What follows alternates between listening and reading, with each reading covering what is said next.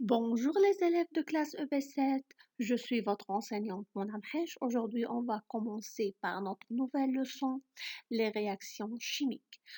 Nous avons étudié dans la classe EB6 sur les réactions chimiques, mais on va continuer cette leçon.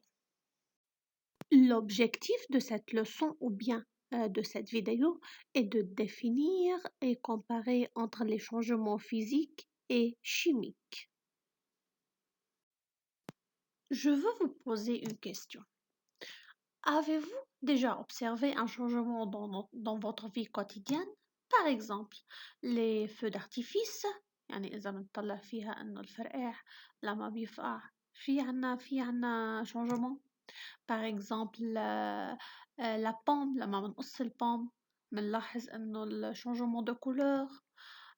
Si on fait brûler un papier, la pourriture de pain لما بيعفن.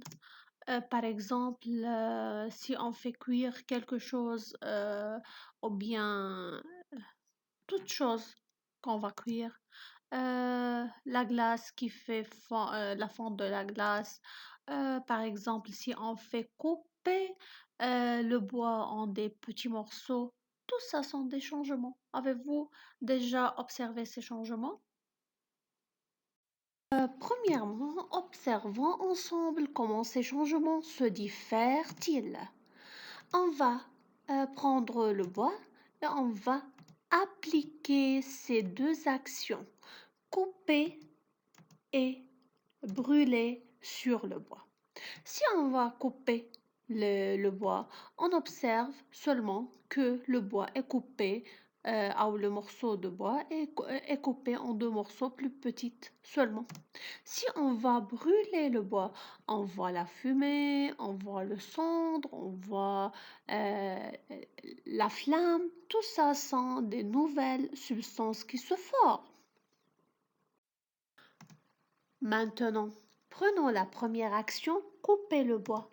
Si on prend cet morceau de bois et après le découpage de bois, on a coupé le bois. Le résultat est de plus petits morceaux de bois de différentes formes et tailles.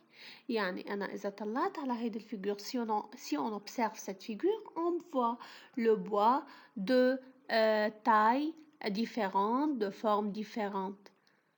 طيب. On va poser cette question. Mais est-ce qu'on a obtenu une nouvelle substance? نحن حصلنا على substance جديدة من هيدا البوا.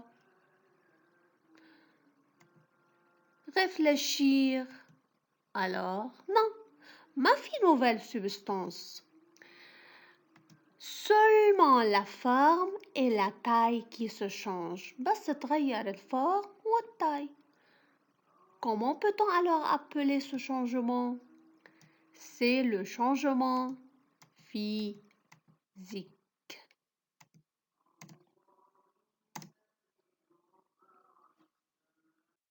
Alors, et prenons maintenant la deuxième action, c'est brûler le bois.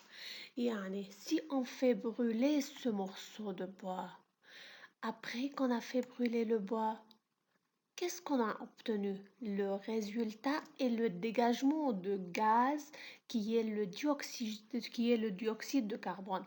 نحن كلنا on peut observer la fumée بنشوف الدخن اللي عم تطلع منها لهيدي البرûlée. Et encore, à la fin, le bois devient cendre. Cendre يعني رماد, comme on observe dans cette figure. طيب. Mais est-ce qu'on a obtenu une nouvelle substance? On va poser cette question maintenant. Est-ce que le bois reste bois ou bien on a obtenu une nouvelle substance? Oui, il y a des nouvelles substances qui se forment. Alors, l'identité de substance se change totalement. Le bois batta le bois. Alors, on a des nouvelles substances qui se forment. Le cendre, le dioxyde de carbone, tout ça, ce sont de nouvelles substances. Alors, qu'est-ce qu'on peut appeler alors ce changement? Ce changement est le changement chimique, n'est pas le changement physique, c'est totalement différent de changement physique.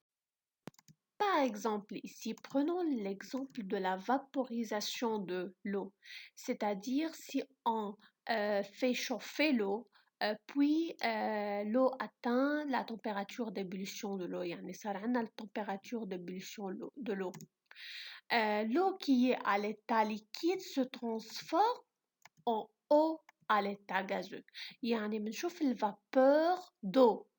On voit la vapeur d'eau, mais ici, est-ce que l'eau se change أو l'identité de l'eau se change يعني l'eau تغير صار eau تاني لا l'eau reste eau mais de l'état liquide à l'état gazeuse seulement alors il y a alors une nouvelle substance pas de formation de nouvelle substance l'eau reste eau mais de l'état liquide à l'état gazeux seulement l'état de l'eau qui se change mais l'identité reste telle qu'elle est.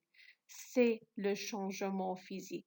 Alors, quand on parle d'un changement physique, pas de changement de l'identité de substance qui se forme ou bien qui se change. Prenons alors un autre exemple. Faire cuire un œuf. هلا مش ضروري بس الأف. Tout un tel substance qu'on va cuire pendant la cuisson des œufs, la couleur, l'odeur et aussi le goût se change. Tout se change. Alors, l'identité des substances se change. يعني كل السبستانس بتتغير. Alors, une nouvelle substance est formée. يعني بنشوف des nouvelles substances qui se forment. كل السبستانس اتغيرت تتكون عندي substance جديدة.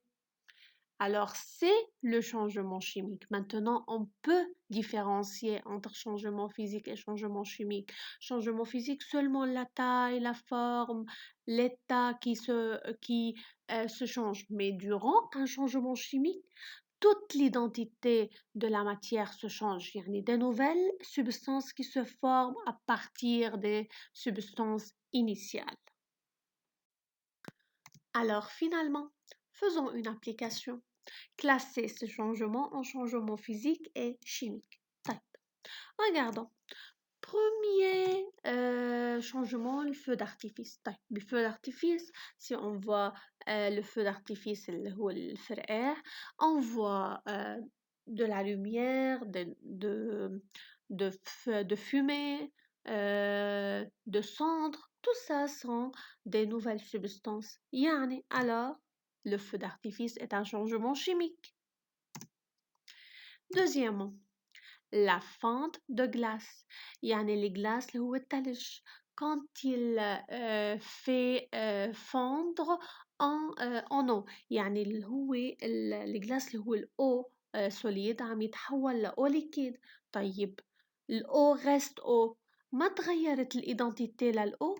Alors, c'est un changement physique. Troisièmement, séparer le riz de l'eau. Yani seulement je fais un mélange de riz de l'eau et je fais filtrer le riz et de l'eau. Le riz reste riz et l'eau reste eau. Alors, c'est un changement physique. Maintenant, pourriture de pain. يعني لما البان بيخرب بيعفن. Le pain, est-ce qu'on peut renouveler le pain tel qu'il est? Alors non. يعني des nouvelles substances qui se forment. Alors c'est un changement chimique. Finalement, écrire sur un tableau blanc. Alors, quand on fait écrire sur un tableau blanc, يعني seulement je fais colorier, je fais une يعني partie sur le tableau blanc et on peut effacer tout simplement.